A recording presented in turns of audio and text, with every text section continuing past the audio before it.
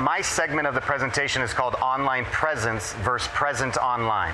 See, everyone is online, everyone's present online, but very few have online presence. So we're going to dive deep into the 9 different major networks, the social networks, what their niche is, and how to truly capture business from them with the correct approach versus the approach that so many people take today, which is the wrong approach, the techie side of it instead of the human side of it. So I can't wait. Absolutely. Guys, if you're in real estate, if you're thinking about going into real estate, this is an absolute must-attend event.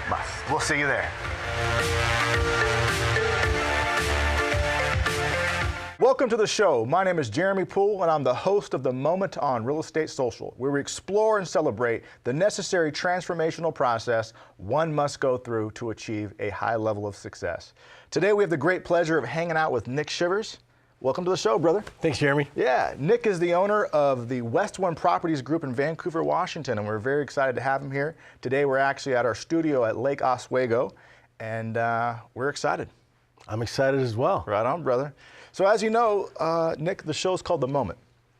What would you consider being your defining moment that has allowed you to elevate and propel to where you are today in your business?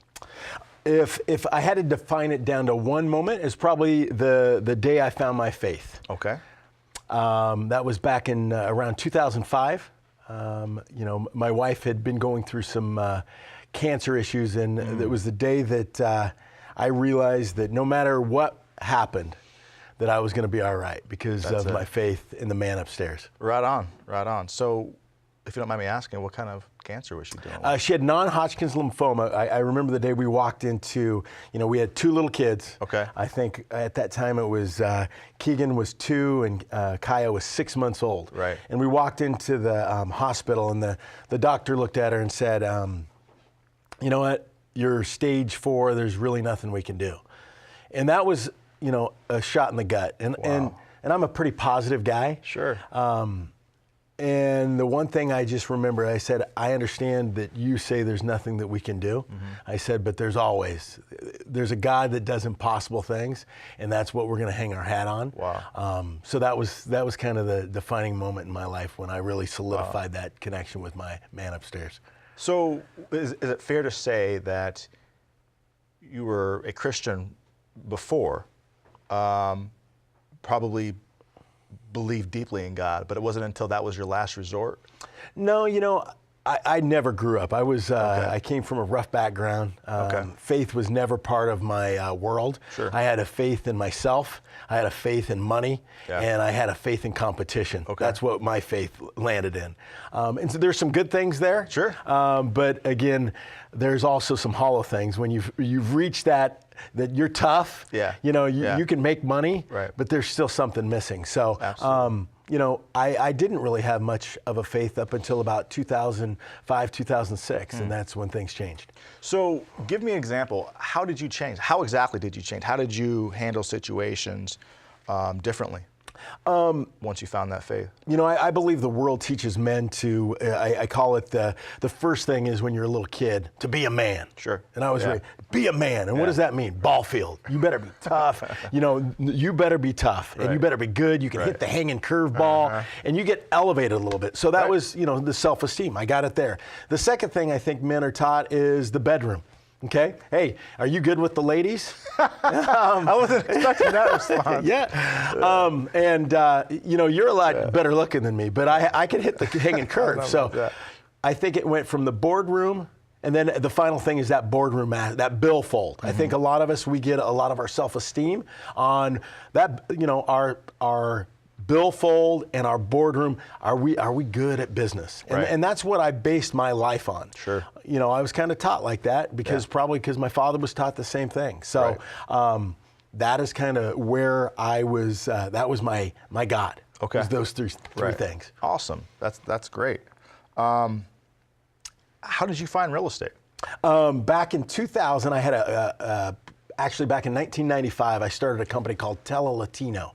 It was a Spanish telecommunications company. We did internet, TV, and phone service for the Latino consumer. All right.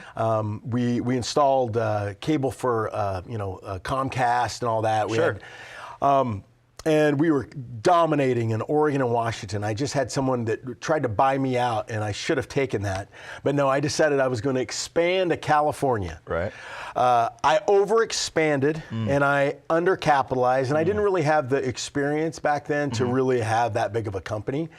And within about 6 months, I remember sitting in I had a house in California in Portland, and I remember sitting there, and my CFO, my buddy that's been with me forever, Troy, he goes, dude, we have $20,000 left in our account.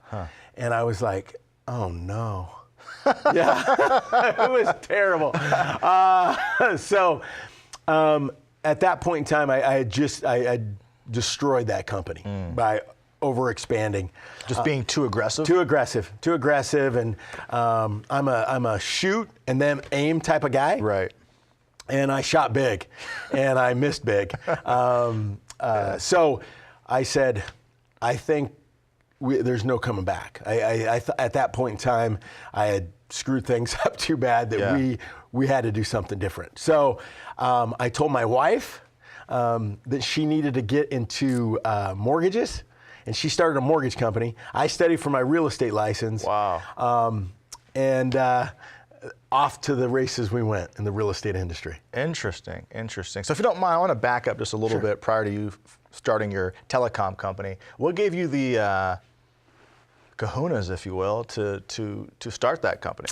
I guess, what was your skill level? What was your experience in life and business for you to start something like that? Well, I realized that I'm a type of guy that no one would hire. Okay. Seriously, or I'm serious. No one's going to hire me, man. I barely graduated high school, dropped out of about 5 colleges. Okay. I'm dyslexic. I can barely write my name. You're laughing. That's true. I have a form of dyslexia that I cannot write what I'm thinking. So I can talk, but if I try, even to this day, and I've worked on it, it takes me like those personal notes that we're always hearing. I hate personal notes because it takes me about 20 minutes to write out what I really want to put on something. So I love video email because I can handle that. That's great. So I realized very soon, I always had a faith that, I'm gonna be successful. I have no clue I'm gonna be successful. I realized, if I do become successful, it's on me. Exactly. Yeah. So right out of dropping out of college, I was in the fitness industry. Realized very soon that was an incredible job. I loved it. I loved the people. But unless you were a trainer to the stars, you weren't making any money. So I started an auto glass company when I was about 21. Nice. And so basically, I did that until I met my wife, and I got bored, and I said, I'm going to sell that company. Sold it, made some good money, and then that's how I got into the telecommunications business. Great. So you jumped into business, inexperienced, crushed it, then you went even bigger, and you crushed it literally. Yeah, I crushed it literally. Yes. Lost it, jumped into real estate. What was your mindset at that point? Was it to crush it again? You know what? I failed last time, but I still have it. I'm going to do something big, or is it just survival mode? Well, I'd invested in real estate back then I didn't need a lot. Okay. So I saved a lot, and I bought a lot of real estate. Good. When I crushed Tele-Latino, I basically I love that name, by the way. It was awesome. Yeah. It was I had to sell everything. Okay. Because I wasn't going to stiff the guys that I was doing business with. Right. I wasn't going to stiff my employees. Yeah. I needed to make sure that I paid everybody back. So I sold every piece of real estate. Good man. My own home in California, my own home in Portland, and all my rentals. And I moved in with my in-laws. Wow. With 2 kids. Ouch. Oh, yeah. It was so, I was like, oh, yeah. Panic I had a big mode. why. Yeah. I was like, but I knew I was good with people. Yeah. And I said, I've been successful in investing in real estate. I can solve this problem. I can do this. So I remember walking into the real estate office, and I just said, tell me, what's your number 1 guy doing? And he goes, why? And I go, because that's what I'm going to do. Yeah. Tell me what I need to do. Yeah. I knew nothing about it. So he kind of laughed, and he said, well, this is what you need to do. And so that's what I did. That's what you did. Yeah. Phenomenal. Yeah. Phenomenal. So how was your experience? Was it you were just immediate success, rock star? I was a grinder. I'm a junkyard dog. I call myself. I'm not polished. I'm just a junkyard dog. I'll work hard. If I need to, I'll work harder than anybody. Okay. So my thing was I was going to call from 5 o'clock to 9 o'clock, Monday through Friday. Wow. I was on the weekends. I was going to knock on doors, and that's what I did for the first year. I made phone calls for you. and I knocked on doors. Good for you. I did not do personal notes because I couldn't write them. Oh man, that's a good story. I wasn't expecting that. That's good stuff. You know, something on that, I would imagine because perhaps your brain didn't function in one way, you probably overcompensated. You know, you probably have great ability to solve problems, great ability. Your EQ is probably extremely high. You know, from the moment you walked in, I was like, I like that guy. And then I found out that it was you. So, yeah. Well, thank you. You're welcome. What advice would you give your 20-year-old self? To have faith in something besides the 3, ball field, bedroom, and boardroom, for sure. I would say I would start there. Yeah. I would say take risks, but plan a little bit more. Yeah. Take risks. Right. Plan a little more. Because again, I tell my kids this all the time. I said, shoot for the stars, and I don't care if you'll land somewhere way up in space. Yeah. I said, but if you shoot for mediocrity and you hit it, it's worthless. It's worthless. Failing is beautiful. Love it's it. a beautiful thing. It is. Failing is a beautiful yes, thing. fail forward. Yes, fail forward. Yeah, there you go. Yeah. Good. I knew it was a good reason why we had this guy on the show. Nice. Tell me about Sell a Home, Save a Child. Okay. So how it started was a Jimmy Buffett song, a bottle of rum, and an idea. I don't know if I should believe this guy or not. Go ahead. No, it was Jimmy Buffett, a bottle of rum, and an idea that I was going to build a resort on the beaches of Nicaragua. Why do I feel like you've told this story a million times just like that? Yes, I have. Okay. I have. All right. You know, I was going to build a resort in Nicaragua because I love Jimmy Buffett, and I wanted to have a little bar down there. Because the reality, I like flip-flops and short and chilling out. Yeah. And so that was my dream. My business partner down there, his uncle was supposed to become the president. That didn't happen. And there was another crush. It got crushed. Oh, no. So, but about 6 months later, I met a lady by the name of Gloria, if you could call her. I call her a bad to the bone angel. Okay. Because Gloria, I met her and she had a big why. There was a place in Managua, it's a garbage dump called La Chureca. And Gloria's big why was to take these young girls out of that situation that were being prostituted in order for their family to get the first pick of the dump that the truck drivers would dump out. That's terrible. I actually watched a documentary on something like that like 6 months ago. I'm sorry, go ahead. Yeah, it happens all over the world. Wow. And that was a surreal experience for me to go through and see that with my own eyes. Wow. So, I wish I could say that my first thought was to be the hero of that experience, but really my first thought was I thought about my 2 kids. I thought about my comfortable country, my comfortable town, and my house that I could just go home and take care of my family. Yeah. But I have a buddy named Ricky. He goes, you know what, we can leave, but those kids are still going to be here. And so I kind of had to ask myself, why am I in this situation right now? Right. It's interesting. It's a lot easier to ignore vulnerable kids before you know their names or have seen their faces. It's a lot easier to pretend that stuff isn't around until you've held a kid in your arms or you know their stories. Wow. So that's how Sell a Home, Save a Child became an idea. Jeez. So you saw that problem and you said, I have to do something about this. So walk me through, like what happened next? Well, for the first about 5 years after that, I myself personally, Gloria connected with an organization called Forward Edge. So I met Joe Anafuso, which runs Forward Edge, and he said, this is what we're going to try to do. We're going to try to take those girls out of there and go deep with them, not just feed them, but put them in a place where they get loved like a family should love kids. Education, hope, and opportunity. That's fantastic, man. So I started donating. My real estate team started donating. And about a little over 2 years ago, I was driving down the highway and I said, man, there's got to be something more, because I've got to meet these kids, and it's kind of like that ripple effect. You throw a little pebble and you see these little, and it continues. And here's the cool thing.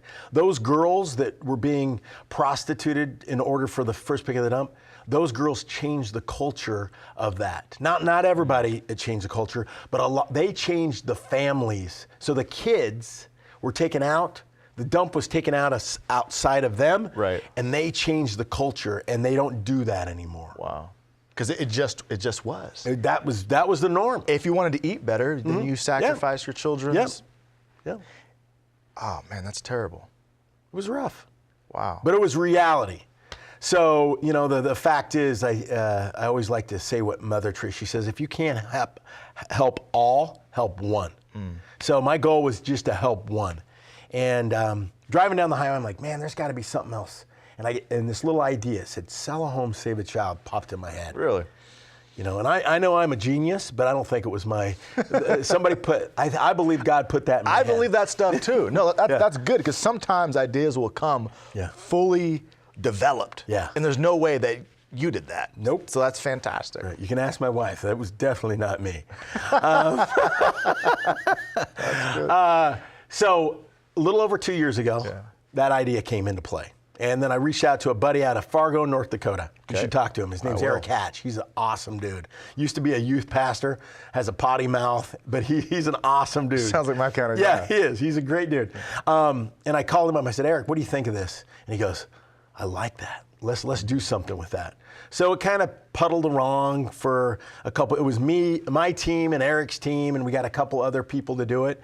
And then over the last probably 9 months, it's really come into a groove where there's both agents here locally that do it, and there's agents across the country. We have about 35 members. We had a goal this year of $1 million, and we're just under $800,000 raised this year. Amazing. And it's a movement. 100% of that goes to the nonprofit Forward Edge. That's fantastic. To help these kids. Incredible, man. Yeah. Good for you, Nick.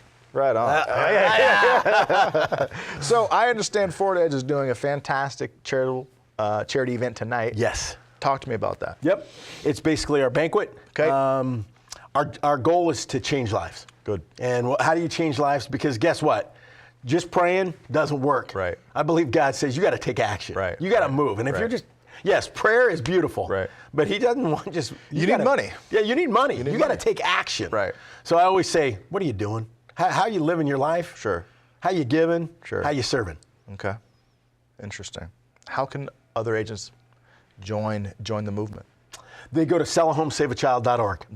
Sellahomesaveachild.org. Call me up. Tell me what you're looking for. I'll tell you the 3 things it does. Number 1, it builds culture in your organization. Most certainly. I mean, that's amazing. I mean, I kind of heard the story a little bit, but hearing it from you really just got me motivated, because, I'm a pretty driven, entrepreneurial kind of guy, but ultimately when it's all said and done, and hopefully I'm 80 years old and sitting on a pile of money. Yeah. But what does that matter? It doesn't matter unless you give back, unless you impact the world in a way. And if you're lucky enough to be healthy, to be born in this fantastic country, to be in that situation where you're seeing something so raw, so terrible, but realizing they're just unlucky. Yeah. And the fact that you stepped up and used the gifts and talents that God gave you to make money, to benefit people that you don't even know, that you owe them nothing. Right. So. Yeah, I tell my kids every day, I go, you were born on third base. Okay? Right. Your job. Great analogy. Get somebody to first. Get someone to first. Yeah. Yeah. I think I kind of understand, but what's your why? My why. And how did you discover it? Serve people, save kids by selling real estate. That's my why. That's my why. And how I found it was driving through that garbage dump that day. That's amazing. Well, Nick, thank you so much for being on the show. That was an amazing story. I'm actually going to his charity event tonight. Really looking forward to that, brother. Awesome. Thank you. Bring your checkbook. I'll be there. Thank you, guys. Thanks for watching, and we'll see you again next week.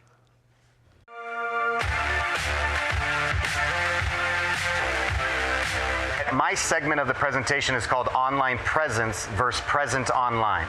See, everyone is online, everyone's present online, but very few have online presence. So we're going to dive deep into the 9 different major networks, the social networks, what their niche is, and how to truly capture business from them with the correct approach versus the approach that so many people take today, which is the wrong approach, the techie side of it instead of the human side of it. So I can't wait. Absolutely. Guys, if you're in real estate, if you're thinking about going into real estate, this is an absolute must-attend event. Must. We'll see you there.